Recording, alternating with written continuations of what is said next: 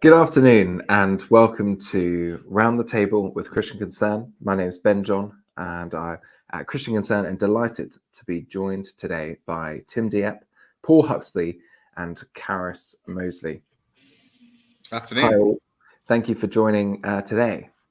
And please do, as always, every week, please be putting in your comments, your questions. We always love hearing from you, hearing about where you're from, hearing your questions, your concerns, your questions.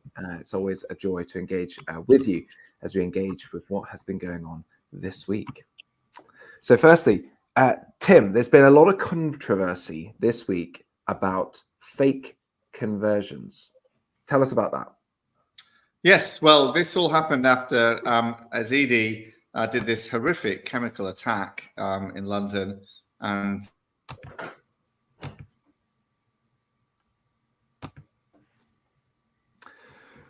I think there's some technical issues there. There you are, Tim. Great to see you. Well, sorry about that. So there was this chemical attack by Yazidi, who is an asylum seeker, and it came out that he had claimed to convert to Christianity, and then journalists were told by his friends that he was still a good Muslim, still eating halal food, and so on, and also even claimed that he was going to return to Afghanistan to obtain a wife. And the whole point was that it would be too dangerous for him to go back to Afghanistan because he's converted to Christianity. So this was clearly a fake conversion. And then it did prompt a lot of discussion because also the Liverpool bomber was also a fake convert to Christianity, Sweelman. I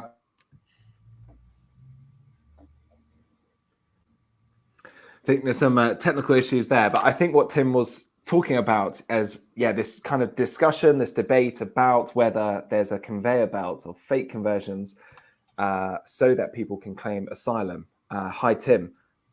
Hello. I think that's what you were saying. And so people going to a church, saying that they can get baptized really only just so they can get asylum here. Is that correct? That's right. And there is evidence that this is happening in some churches, in particular, Malcolm Firth, who is a ordained minister in the Church of England. He's now moved to a different denomination, but he was saying when he joined his church, he could see a conveyor belt system of baptizing asylum seekers who'd already had an initial claim rejected, and then the next thing they were trying to try was getting baptized. And all he had to do was say, I'm going to make you wait 6 months before I baptize you, and they all disappeared. He even said there was evidence of money changing hands around this kind of stuff and things. So, there is in some churches evidence that churches are just going along with a conveyor belt system of allowing people to convert or claim conversion. And I wanted to say, let's actually do a bit more than that. Let's do more than like a 5-week course and say they're baptized and then sign off to the Home Office. Yes, this person is a Christian and will suffer persecution. I think, I got frustrated with the church saying it's not our job to assess these claims. Well, it's not their job to assess the claim of asylum, but it is the church's job, surely, to determine whether someone is a genuine Christian or not, who would face persecution or not. And I thought the church ought to really take that more seriously in some cases and actually say, well, I don't really know yet until he's been with us for a year, let's say, and he's been in a fellowship group and he's clearly growing in his knowledge and understanding of the faith and clearly holding himself accountable to other people and clearly showing character change and change of behavior and change of character and all of that kind of thing. And I also thought that it could be something could be done, which is to get Muslims to renounce their form of faith. So to openly state, maybe in the baptism service, renounce the Muslim faith. Muhammad is a false prophet. The Quran is not inspired. And, I don't believe this anymore. And that would be much harder for a fake convert to do than for a Muslim to do. But also giving evidence of growing in the faith and seeing answered prayer and having a testimony that's coherent is much harder for a fake convert to do as well over time. So I think the church ought to be taking this a bit more seriously in some cases. I know many churches are being boosted by asylum seekers who do have fantastic conversions to Christianity. There is a lot of genuine conversion as well. And let's not muddy that as well. And there's a problem here with the asylum system that in some cases, we've got another case of Reza, who is a genuine Christian convert, who's engaged in evangelism, who's helping translate sermons to other Iranians and all this kind of stuff. And the church supports him. And But the Home Office is saying, we think your conversion is fake and you should go back to Iran. So the system is clearly not working properly. Genuine converts are being turned down and fake converts are being accepted. And I don't understand why. How on earth has Edie managed to persuade the Home Office that he was a genuine convert who needed to claim asylum, and Reza Karka can't?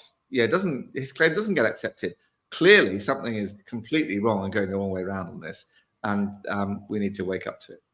Well, it sounded like in the recent case that it was in fact a priest that intervened to support his Home Office application in that case. So yes, it seems like a kind of a shocking bit of a mess and a bit all over the place. And if there is this widespread conveyor belt, the language that's being using, I think you mentioned Matthew Firth, who was interviewed in the Telegraph, exposing some of this, then it really is and shocking. And maybe that is happening across the country in churches. Paul or Carys, do you have any comments you want to say about this?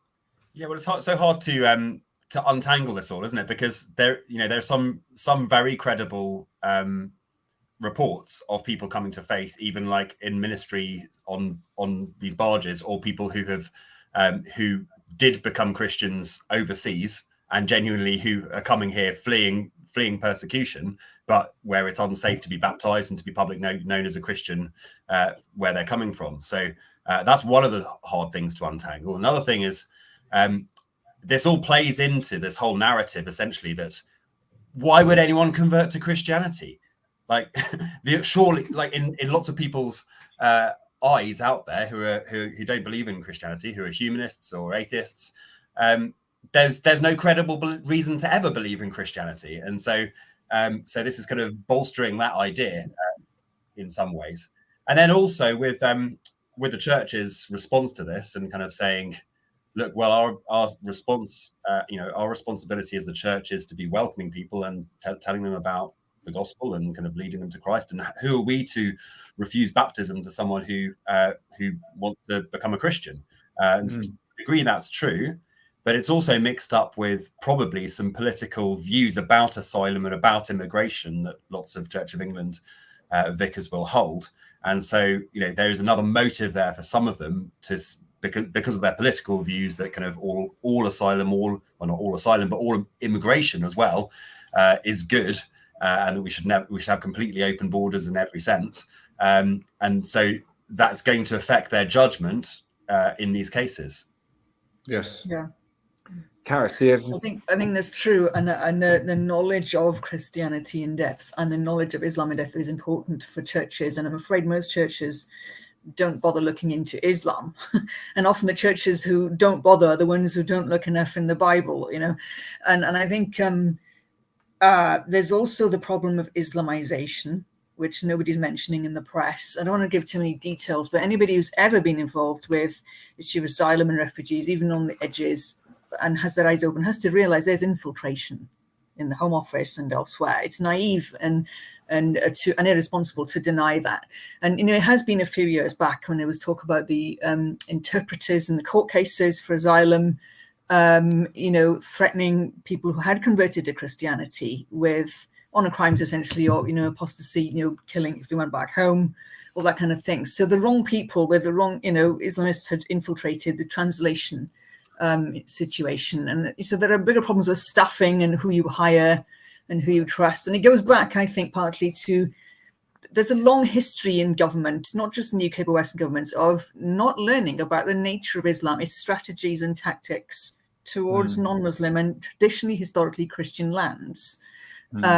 So I think I totally agree with what Tim is doing, with focus first on getting the church to get its act together, and that's actually obviously the biggest challenge. Then the difficult thing for the Home Office and for because civil servants move a lot when they're generalists. They don't have religion specialists in the government. They sort of have a studied blindness in government across the Western world to religion. Then is, who do they listen to? Which Christians, which churches? And if, for example, Church of England or other denominations as well happen to generally think, we will welcome everybody, we'll help them. This is, we've got a duty to everyone, a little bit like caring for the homeless. It's quite simple-minded, some of it. then they don't look deeper. They don't ask the hard questions. And if you ask a quite hard question, then you might be marginalized in the policy discussion. Well, the questions they often ask are things like, can you name all of Jesus's disciples? Right. Yeah. That's the sort of question they ask of people who are, and for most of us, that's not an absolutely core essential kind of part of our faith story. No, but I remember a few years back when there was a debate that went public about the questionnaires. There was more to it than that. You got the impression it was actually an Islamized version of Christianity that was behind some of the questions. So there's heavy focus on Jesus and the Virgin Mary, which obviously has a story of, the birth of Jesus appears in the Quran. And there were other things. And, we know that everybody knows about the problem is the Islamic State was trying to get people to go into the asylum seeker immigration stream into the West and pose as genuine asylum seekers, but also to pose as Christians, hence the attack that we're talking about. So this is what I mean about biblical and Quranic literacy being absolutely central. And then, of course, you can't make the government change its long-standing view that it doesn't meddle in theology. But this comes back to the churches and how we need to know enough to be able to show that we are trusted with our own Bible, with our own knowledge and social and religious understanding. I agree. Carys, you mentioned there a bit about literacy about Islam and Christianity, and Tim, I guess when you were saying about making confessions more specific before baptism about rejecting Islam or rejecting Muhammad, I guess there's might be some confusion for people. Surely isn't apostasy considered a really bad thing in Islam? How then why would they be allowed or permitted to do these fake conversions then? Is there teaching in Islam which means that Muslims are allowed to do this for the sake of getting an asylum granted? Well, baptism is ostensibly and meant to be a public statement that you have converted to Christianity. And clearly, some Muslims are doing this in a fake way. There is a doctrine of taqiyya in Islam accepted by many Muslims that allows Muslims to lie for the advance of the faith, for the purposes of the faith, and lie in order to claim asylum in a country that you're seeking to Islamize would qualify, in some people's interpretation at least, as grounds for taqiyya. And so clearly those Muslims that are faking it are using that kind of thinking in order to justify lying in order to get baptized. And I just think it would make it harder for them to have to renounce Islam and condemn Muhammad as a false prophet and all this kind of thing.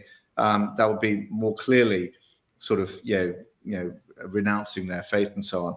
And I want to make it harder and make that something that they have to say publicly. You can't stop fakes completely. You can't do it. If they're really willing to lie and deceive people, you'll never have a fail-safe system. But it is clear that there are systems happening in some churches that are very far from really able to properly test authenticity of conversions. And I think, as Carys said, the church needs to be a credible witness in this. And the criticism from around the political spectrum, Suella Braverman and many journalists and so on, the church being just allowing this and doing a conveyor belt system and so on. And Suella Braverman says she saw evidence of it as a Home Secretary, and now this priest Matthew Firth has said he actually saw it in his own church and so on. The church needs to say, right, well, hands up, let's get our act together on this. Let's do it a bit more properly. Let's take it a bit more seriously, and let's not testify in court that someone's a Christian unless they have been shown evidence of changed lifestyle and changed life and growth in faith and answered prayer and a testimony that is coherent and stands the test of time and accountability to other people and so on. These are key tests that are very hard to fake. Yeah. And we've got to be really clear when we're evangelizing, particularly to people from overseas and from places where Christianity is persecuted. We need to be clear that when we're called to follow Christ, we're called to take up our cross and to die.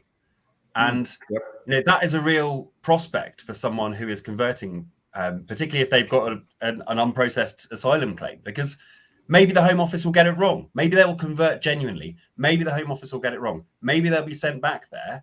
And you have to be ready, and you have to know that you are, as a minister, when you're evangelizing them, that Christ is worth that and is worth dying for, if that's what it absolutely takes. And that's one of the encouraging things about Reza's story, who we talked about earlier.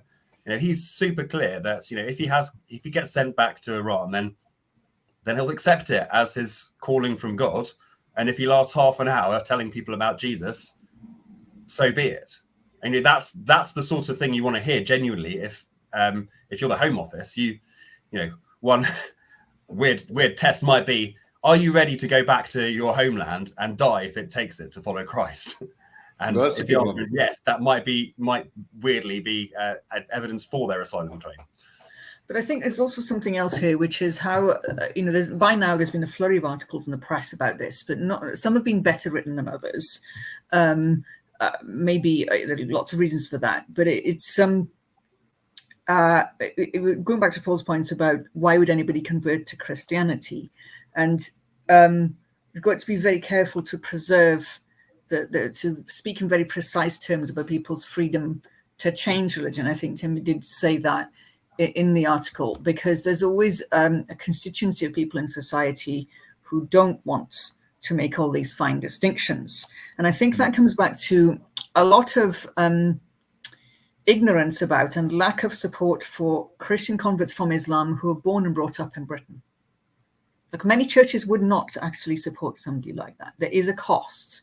Really? There are threats. Not everybody faces the apostasy. Because they're in an Islamic region and they find it too difficult to support someone. Yeah. I mean, we do and I have think I want to say cases about that. like Is that.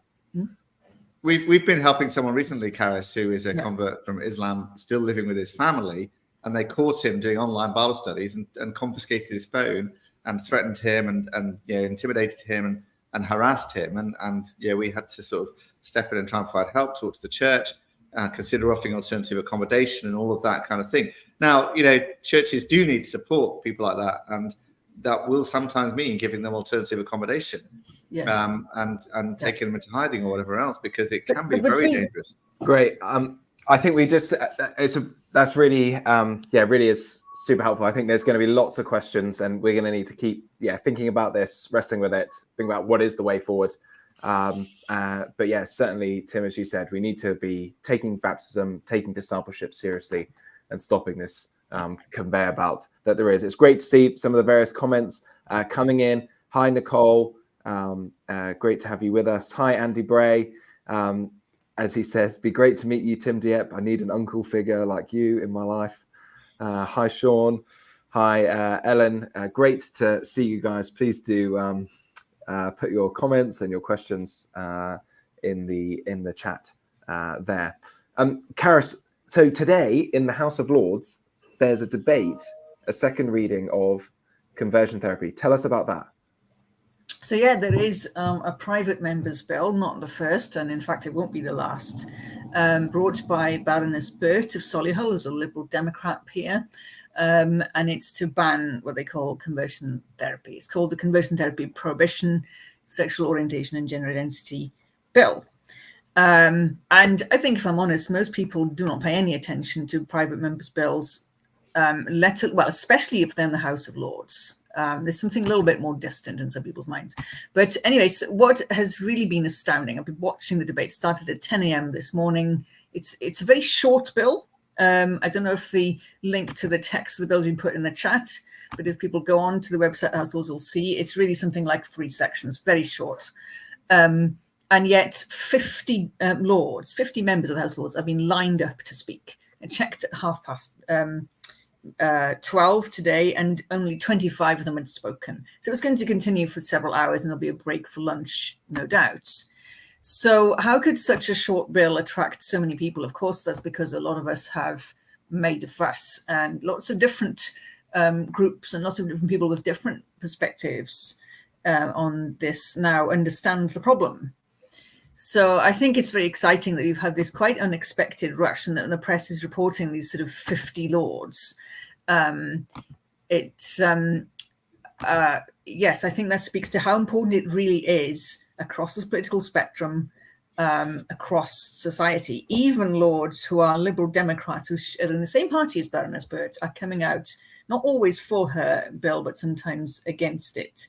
So that is an interesting change in the House of Lords. Thanks, Carys. So the way you said it's quite a short bill, what's the particular dangers in how the bill is currently worded?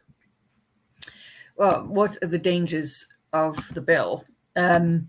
So Yes, so the wording is very typical for a bill like this. The person commits an offence, it's a criminal law bill, if they practice or offer to practice conversion therapy. And conversion therapy is any practice, according to the text, aimed at a person or group of people which demonstrate an assumption that any sexual orientation or gender identity is inherently preferable to another. Okay, and which has the intended purpose of attempting to change a person's sexual orientation or gender identity, or suppress a person's expression, in other words, their behavior of sexual orientation or gender identity. And the punishment would be a fine. So it's very broad. When you look at a person or group, it's certainly, because conversion therapy is deemed a practice, what is a practice? It's just an action, a behavior that anybody could be involved in. So the truth is that anybody in the United Kingdom, because it applies everywhere, is targeted, it could be at risk of criminalization if they're deemed to do any of these things. And I think that when you, so, you know, there are so many angles that could be taken. When I've written about this recently, I picked two things that I thought would stand out, because we already know a lot of the arguments. The potential for criminalizing even dress codes. Now that sounds a bit superficial. If you're a Christian, or if you're not a Christian, you've been very much around the block with the debates around therapy, counselling, mental health, about religious and spiritual beliefs, the inward dimension, to look at the outward dimension, but it's not superficial. It may even be more likely. So, for example, having a school dress code, different dress for boys and girls, sex-based dress codes, that could be a practice of conversion therapy or a conversion practice. Parents enforcing. I think what's particularly concerning, Carys, is this suppression angle, isn't it? Because that's where sort of a parent refusing to allow a child to cross-dress would be suppression and could be a criminal offence. Yes. And, you know, or even telling somebody, advising somebody to stay celibate until they get married, or even until they're in a relationship, a long-term relationship or something, that would be considered suppression of an identity. And that would be a criminal offence. Imagine it being a criminal offence. And then because it says group or individual, you're talking about someone preaching in a church, you know, saying, stay celibate until you're married. Somebody says that's suppression of my gender identity or sexual identity. And then that preacher will be found to have committed a criminal offence. Right. Or in a private consensual conversation, somebody, what does the Bible say? What do you think Christians believe about this? And you say, you share about Christian ethics, and they say, you've just engaged in conversion therapy with me, trying to suppress my identity. You've committed a criminal offence. This is how draconian and totalitarian this bill is, and the consequences generally of bills on conversion therapy are always in this vein. You know, look at our freetotalk.org website, by the way, for evidence about this, and you know how any conversion therapy bill is going to criminalise consensual conversations, and that's what we really have got to stand up and stop it. And I'm really pleased to hear that dozens of lords are standing up against it. That's very encouraging. Thank you, Carys. I think there really has been a long way, haven't we? Please. I mean, we've come such a long way, because we've, you know, back in the past with Christian Concern, we've held conferences and talked about these things for some time. We had various cases, like people like Leslie Pilkington, as well as Mike Davidson, across the history of times. And we had various other private members' bills type things well before the government promised to ban conversion therapy. And at all of these sort of debates, you know, no one spoke against such a ban. It was sort of completely, you know, everyone knew that conversion therapy was a terrible, terrible thing. And, you know, even though it didn't get parliamentary time to be banned, then you know, the mood of the Commons, the mood of the Lords was like very, very pro those sorts of bills. People were afraid to speak up against it. And we've come a long way since then in terms of advising people and explaining what these consequences are. So it's really great to see, like Tim said, so many people. I think we've come a long way, partly because I don't know if it's that more people have understood the issues as we've gone on talking about them, looking at how broad they became is a totalitarian thing in reality. But also, I think once to throw in the importance of monitoring and opposing or supporting, whether it's appropriate, a private member's bill. Because I think the temptation is to say, well, we know the government hasn't said it's supporting it. And so what's the point? It's just talk. It's a bit like going to Westminster Hall. It won't be. And of course, the convention in the Lords is that when you get a private member's bill at the second reading, like today, the convention is not to vote for it.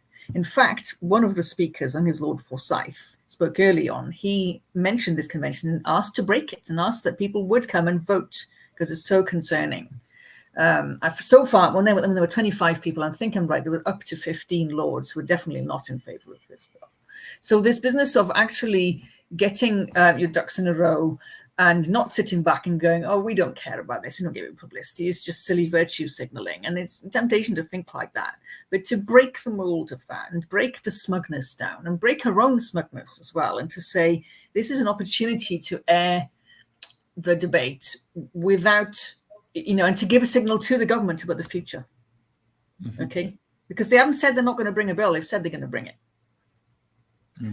When, in fact, the leader of the opposition, Sir Keir Starmer, only said a week or two ago that he would support a full bill of a complete ban on any help, pastoral support, therapies, prayer, on any LGBT conversion therapy. And I think that there's been real concerns with what his position would be. It sounds like he would be the kind of person that would support the bill as currently worded. And so, I think conversion therapy may well end up being quite a big issue in the general election. And it's important that we speak. Well, I see a comment there, Ben, from Christopher McCormick on YouTube, calling me out. If conversion therapy works, Tim could prove it by converting to gay as evidence. Well, great point. But there are lots and lots of people who have changed their sexual orientation.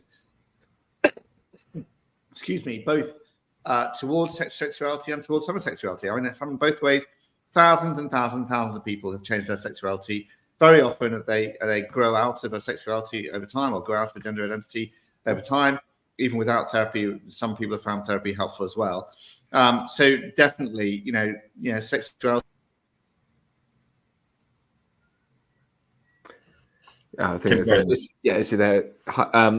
I think it is widely acknowledged, even within the so-called LGBT community, that sexual fluidity, as you said, Tim, is a real thing. But as worded in the bill and as worded in various documents, it's any suggestion that there might be a preference between so-called sexual orientations or gender identities is what they're really clamping down on. So fine, we agree that sexual fluidity, people's sexual orientations, people's gender identities can change, but to suggest you might want to change it, or to help someone who wants to change their sexual orientation or their gender identity, that's where the law needs to come, and that's when it's so evil and wicked.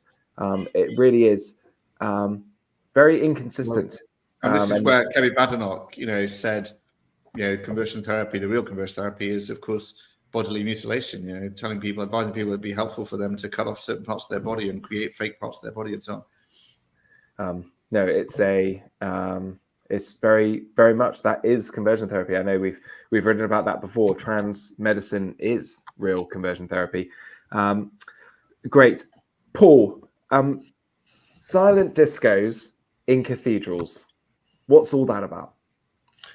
Good question, Ben. So there's been a bit of a hubbub about this week because Canterbury Cathedral, which is obviously an iconic venue, has been hosting a silent disco, a 90s silent disco last night, and I think tonight as well, for over 18s to go along and stick their headphones on and listen to the tunes of Peter Andre, the Venga Boys, amongst others, and be served alcohol at this event. There was a bit of confusion about that, but the advertising was very clear, actually, that there was going to be a stocked bar for it. So you've got alcohol being served, you've got a disco sort of environment. Lots of people thought, well, a good number of Christians thought, is that really appropriate for this site of worship, this historic Christian place of worship? These kind of stories come up a fair bit, with kind of inappropriate films being shown in cathedrals, or kind of artistic displays which kind of are counter to the message of the Bible. So what should we be thinking about this as Christians? I think it's really important, well, first of all, to say, look, worse things have happened in cathedrals, including Canterbury Cathedral, the site of the murder of Thomas Becket. So, we can't get completely over the top about this and think it's the worst thing ever. And yet it still is something. If you think about people who are going to Canterbury Cathedral to pray, to worship God on the Sunday morning straight after this, and they know that people have been booging along. I mean, it's not so much the booging, is it? It's the alcohol and the kind of the picture that it kind of sends as a whole. Is that going to damage their experience of that site and their experience of Christian worship, which is what the cathedral is designed for? So that's that's one of the issues about it. But almost more significant than that to me is the way that it's been defended. The people involved say, "Oh well, look, it costs a lot of money to have these buildings around. We need to run these kinds of events to pay the bills." And maybe someone's going to come in and they'll experience the majesty of our cathedral, and it's going to make them contemplate God and make them Christians. I mean, I think this is just such nonsense, isn't it? Particularly the evangelistic point. I mean, if that is the Church of England's, what it is, Paul, is they've lost confidence in the gospel. Well, quite. They don't believe the gospel is attractive to people. They obviously don't believe it. They believe that a 90s disco is attractive and the gospel is unattractive. That's actually what it says. That's actually the message of these events. We think a 90s gospel event, 90s disco event is more attractive to people than the gospel is. And so we're going to use the church for that rather than for an evangelistic event of some kind. And, that's basically a deplorable state of the Church of England and these cathedrals. That's what they think. It's very, very sad. I think we have an image of the poster for this silent disco, 90s silent disco in the cathedral, Brittany, TLC. I mean, if it didn't say in the cathedral, I wouldn't have it's a, thank you. I agree, Tim. I think there's a sense in which I think there's a desperation. I mean, we would all agree that there are, lots of churches around the country use their buildings for other things. Oftentimes it's sort of a mum's toddlers group, which is often the best way in which you're reaching the community and evangelism and the gospel spreading. But I agree, Tim. There's no sense in which this is Christian witness, trying to serve your neighbor, trying to love the neighbor. It's really just trying to, just doing an event, trying to get money. Paul, as you said, there's been much worse things around the country. I think it was Ely Cathedral or something like that, which had a whole Gaia display of an earth using kind of mythology and goddess of the earth and the planet. Quran readings. Call to prayer, Islamic call to prayer. But see, this silent disco is a trend. It's not just in one cathedral. It is a trend at the moment in Anglican cathedrals, and it follows on from, the cathedral near me had a gin tasting during Advent, and it was called "I'm the Gin to Your Tonic." And you can just see. So I'm not surprised they then have a silent disco build for next month. No, actually, it's May. When I queried that, they took 3 days on Facebook to embarrass them. They took 3 days for them to reply. And I thought, afraid of your own shadow there, But of course, it's not about ministry, because you wouldn't charge £40 for a gin and tonic tasting if you cared about the effects of alcoholism and the need to minister to people. So it is about not having enough money for the building. Well, that goes back to whether you're actually teaching people and pastoring them properly. And a lot of these cathedrals closed during the lockdown. And some of the things that were said, just couldn't be bothered to open their doors. All of them did, surely, Carys. Was that? All of them closed. Yeah, all of them. So, yes, they did. But the other thing that is about nightclubs and worship was interesting. It brings me back to having stewarded many years ago at Greenbelt Festival. It's a Christian festival, it was. And there were all kinds of experiments in worship like that. And there was one... it obviously was not in a cathedral. It was just a room in a building. And so as stewards, we had clickers. We'd click people in and out. And I counted less than 200 people who came to the so-called nightclub worship. That was one of the last things to steward in the day. Obviously, it was quite late. But when you looked at the worship that was on in the day, there were thousands of people who wanted to come and sing choruses and songs and hymns. And so that was proof, ages ago, that there was no competition and you're just not going to attract people. You need to sit down and think about this, whether this aesthetic route to faith is actually the right one, and clearly not. Well, it's going back to our talk about asylum seekers and kind of evangelism there, right? There's this belief that's no one would want to convert, and there's seemingly, I think, really that's believed by the Church of England as well. Like, our message is not good enough, they think. You know, our message of repentance and faith in Christ and a new heavens and a new earth and a resurrection of the dead and Christ as the real Son of God who really revealed himself and really told us things, you know, that's not good enough. We're just, you know, so we've got to find some other way to pay the bills. We've got to keep this going somehow. You know, there's just such a lack of faith there. And it's, you know, this story is, you know, it's a storm in a teacup in some senses. It's not like the most important thing that's happened today, but it's just another example of this. And so it's important to kind of be aware of, like, that is the culture we're living in. That is the belief of many people in the church leadership. And, you know, yet there are churches around the country that are growing and that have vibrant faith and that really believe those things. And that's why they're growing, because they really believe it and have confidence in the gospel. But also, if you have a 90s disco, you attract people who remember the 90s. You don't have young people who are 20-year-old today. Exactly. So, like, that was one of the defenses of that. You know, like, well, we need to find some way of bringing young people in. Okay, so what age people remember 90s music? Is it, you know? I don't know. 90s were great, though. I'm an older millennial. Well, the 90s were good. It was a classic era. Golden era. Sorry, I'm not having that. Venga Boys, Peter Andre, they're on the poster. I mean, there is some, obviously there's some better music, but come on now. I think we can all agree there's a desperation. We need to be confident, bold in the gospel. A silent disco itself probably, you know, isn't inherently wrong, but it's this pattern, this trend, this tendency of churches not preaching the gospel, churches not witnessing, churches not doing any evangelism, and desperately trying to do all that they can. Don't we as Christians just need to be bold in what we believe, be excited about what we believe, whether it's witnessing to Muslim immigrants who are here, knowing that, yeah, the cost will be great if they convert truly and turn away from the deception of Islam and Muhammad to the truth, beauty, and glory of the gospel.